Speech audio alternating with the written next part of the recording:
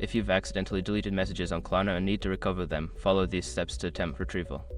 Keep in mind that recovery options may vary based on your device and app version.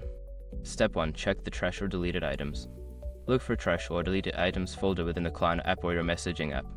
Some applications keep deleted messages for a certain period, allowing you to restore them easily. Step 2. Review email notifications. If you have email notifications enabled for Klarna, check your email inbox for any messages related to your transactions or communications. You may find important information that was sent to you via email. Step 3. Contact Klarna support. Reach out to Klarna's customer support for assistance. Provide them with details about the messages you need to recover, and they may be able to help you retrieve the information. Step 4. Restore from backup. If you regularly back up your device, consider restoring your device from a backup that was created before the messages were deleted. This may recover the messages along with other data. Step 5. Use data recovery software. If the above methods do not work, you can try using data recovery software designed for your device.